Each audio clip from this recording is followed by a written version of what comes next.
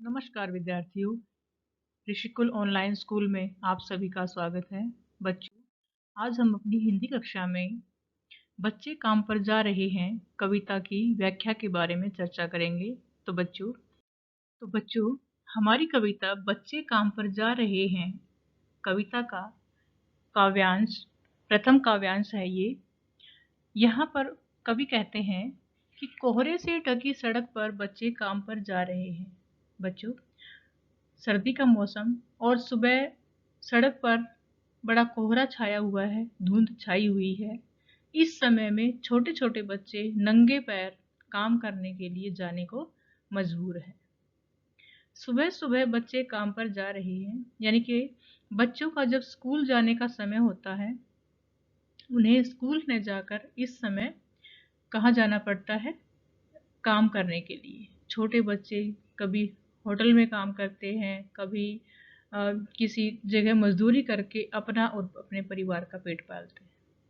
तो आगे कवि कहता है, हमारे समय की सबसे भयानक पंक्ति है यह कि जो बच्चे काम पर जा रहे हैं, यह पंक्ति, यह वाक्य हमारे समय का सबसे नाजुक और भयावह वाक्य है, क्योंकि इसको सोचने मात्र से ही मनुष्य के दिल और दिमाग पर बच्चों की जो करुणमय स्थिति है वो उभर कर आती है।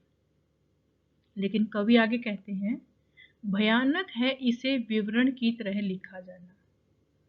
तो कहते हैं कि बच्चों का काम पर जाना बहुत भयानक है, लेकिन उससे भी भयानक है इस पंक्ति को केवल एक साधारण रूप से लिख देना, एक वर्णन की तरह लिख देना। बल्कि कवि कहना चाहते हैं कि इसे तो एक सवाल की तरह, एक प्रश्न की तरह लिखा जाना चाहिए कि बच्चे काम पर क्यों जा रहे हैं। क्योंकि जो भी इस पंक्ति को पढ़े, पाठक के मन में बच्चों के भविष्य को लेकर एक सवाल उभर कर आए कि आखिर बच्चे काम पर क्यों जा रहे हैं और इन्हें रोका जाना चाहिए। इनको रोकना हमारा सबका कर्तव्य है कि बच्चों को खेलने और पढ़ने का समय मिलना चाहिए। हमें और हमारी सरकार को बच्चों के जीवन के बारे में सोचना चाहिए और उन्हें उनकी ज़रूरतमंद की जो सुविधाएं हैं हमें देनी चाहिए। हमारा नेक्स्ट पैसेज है बेटा, क्या अंतरिक्ष में गिर गई हैं सारी गेंदें, क्या दीमकों ने खा लिया है सारी रंग बिरंगी किताबों को, क्या काले पहाड़ के नीचे दब गए हैं सारे खिलौने, क्या किसी भूकंप में ढह गई है सारी स्कूल की इमारतें। तो देखिए, कवि कहता है कि बच्चों को खेलने के लिए उनके खिलौने मिलने चाहिए, पढ़ने के लिए पुस्तकें मिलनी चाहिए और उन्हें नया सीखने के लिए अध्यापक और स्कूल की सुविधा होनी चाहिए। तो उन्हीं के माध्यम से कवि कहता है, क्या अंतरिक्ष में गिर गई हैं सारी गेंदें।